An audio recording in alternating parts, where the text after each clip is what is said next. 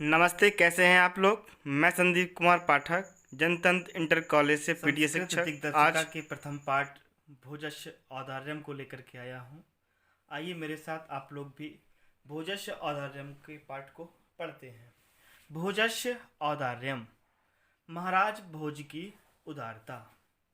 यह कहानी धारा नरेश महाराज भोज के विषय में है, जो कवियों के आश्रयदाता, दानवीर, कला मर्मज्ञ एवं प्रखर विद्वान ही नहीं अपितु उनके बीच एक कुशल कलाकार, प्रशासक, कवि, समालोचक तथा उनके आचार्य की भांति अनेक गुणों से परिपूर्ण हैं। चलिए चलते हैं पाठ की ओर। ततः कदाचित द्वारपाल आगत्य महाराजम भोजम प्रहाय। तथा इसके पश्चात कदाचित माने किसी, द्वारपाल ने, आगत्य माने आकर, महाराजम भोजम प्रहाय महाराज भोज को कहा। देव, हे देव, कोपीन अवशेषो विद्वान द्वारी वर्तते इति। कोपीन माने लंगोटी, अवशेष माने बची हुई है, अर्थात लंगोटी मात्र को पहने हुए। विद्वान द्वारी वर्तते, ऐसा कोई विद्वान द्वार पर वर्तते माने है या खड़ा हुआ है।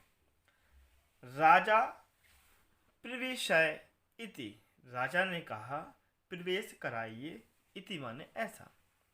ततः प्रविष्टः, तब प्रवेश कर चुकने पर, शाह कवि, उस कवि ने, भोजम महाराज भोज को, आलोक्य माने देख करके, अद्य माने आज, में माने मेरी, दरिद्र माने गरीबी, नासो माने नाश, भविष्यति माने हो जाएगी, इति माने ऐसा, मत्वा माने मानकर। उस कवि ने महाराज भोज को देख करके आज मेरी गरीबी का नाश हो जाएगा ऐसा मानकर वह संतुष्ट हो गया। हर्ष आश्रुणी मुमोच, हर्ष माने खुशी के, आश्रुणी माने आंसुओं को, मुमोच माने छोड़ दिया या ढलका दिया, और उसने खुशी से आंसुओं को ढलका दिया। राजा तम आलोक्य प्रहाय, राजा ने तम माने उसको, आलोक्य माने देख करके, प्रहाय माने कहा। राजा ने उसको देख करके कहा, कवि, हे कवि, किम रोदसी इति, हे कवि क्यों रोते हो। यह राजा ने कहा, हे कवि क्यों रोते हो। ततः कविराह, तब कवि ने, आह माने कहा, तब कवि ने कहा, राजन, हे राजन, अकर्ण मद ग्रह स्थितिम, हे राजन, अकर्ण माने सुनिए, मद माने मेरी, ग्रह माने घर की, स्थिति माने स्थिति को, हे राजन मेरे घर की स्थिति को सुनिए। अयलाजानु उच्चै पथि वचनम अकर्ण गृहिणी, शेषौ कर्णौ यत्नात् सुपिबती दीन वदना। वह कवि राजा से कहता है कि हे राजन, अरे खीलें ले लो। खील मतलब भाड़ के भुने हुए चने या लाही। अरे खीलें ले लो। उच्ची माने ऊंची, पति माने मार्ग में, वचनम माने वाणी या आवाज, अकर्ण माने सुन करके, गृहिणी माने पत्नी, दीन मदना माने दीन मुख वाली।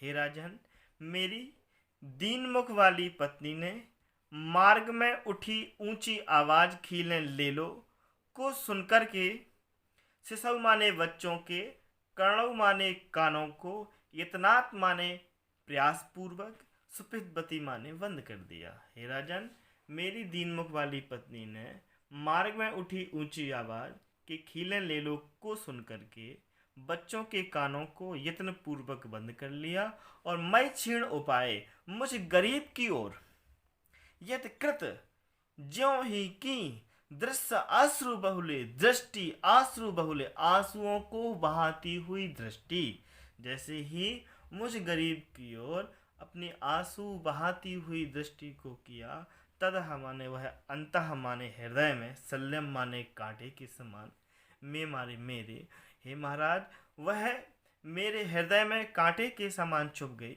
जिसे तुमसी माने तुम ही हो, पुनर्माने फिर से, उद्धातु मानने निकालने में उचितः माने सामर्थ्य।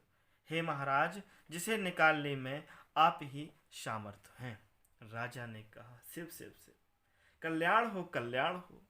इति उदीरियन माने ऐसा कहते हुए प्रत्यक्षरम प्रत्येक अक्षरों पर, प्रतिधन अक्षरम प्रत्येक अक्षरों पर लक्षम दत्वा प्रहाय लाखों स्वर्ण मुद्राएं देकर के प्रहाय माने कहा।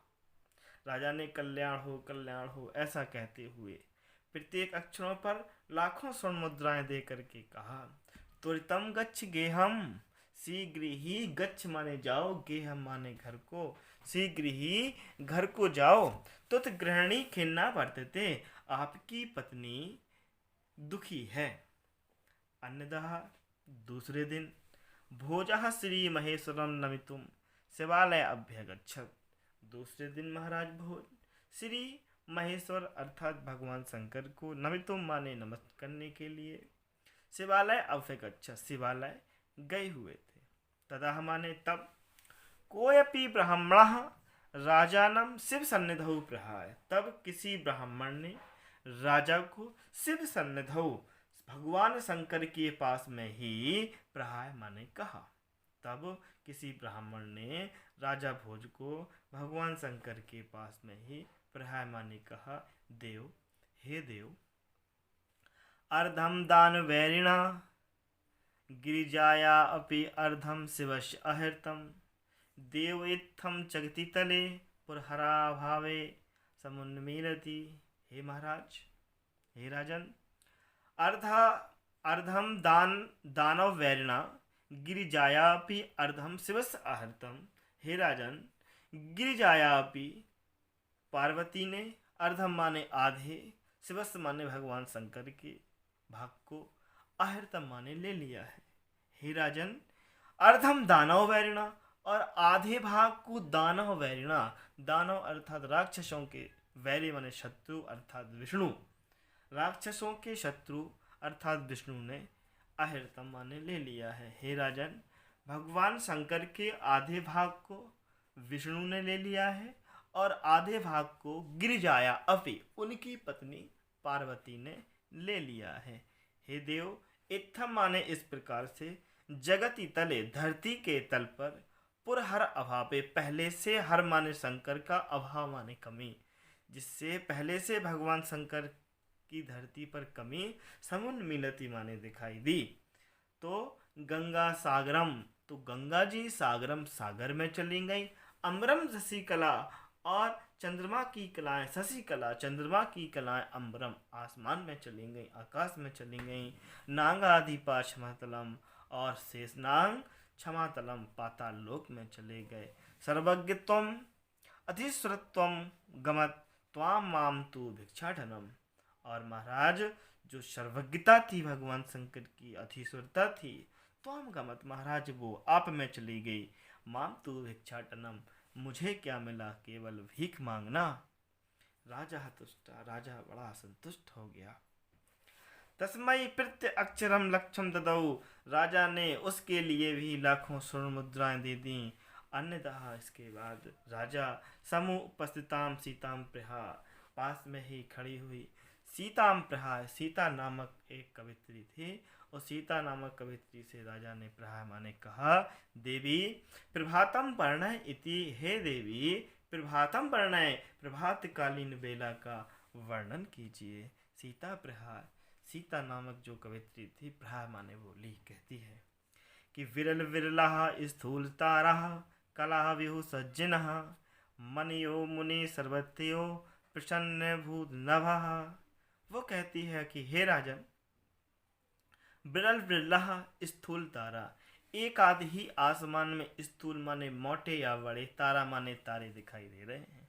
महाराज, आसमान में एक आध ही मोटे अर्थात बड़े तारे दिखाई दे रहे हैं। जैसे कलाव्यू सज्जना, जैसे कलाऊ धन यु कल युग में, यो माने ही मानो, जैसे सज्जन। महाराज, आसमान में एक आध ही मोटे बड़े तारे दिखाई दे रहे हैं, जैसे कलयुग में एक आध सज्जन दिखाई देते हैं। मनियो मुनि सर्वत्यो प्रसन्न अभूत नभः, और महाराज नभ आसमान तो अभूत हो गया है, प्रसन्न माने स्वच्छ साफ, महाराज, आसमान तो ऐसे सर्वत्र सभी जगह से साफ और स्वच्छ हो गया है जैसे मुनियों का मन होता है। और सीता नामक जो कवित्री थी वो कहती है, हे राजन, अप्सरति च ध्वान्ताम चित्ता सतामेव दुर्जनः व्रजति च निशा क्षिप्रम लक्ष्मीर अनु उद्यमी नामयो। हे राजन, अप्सरति च ध्वंताम माने अंधकार, ध्वंताम माने अंधकार, अपसति माने दूर हो गया है, हट गया है।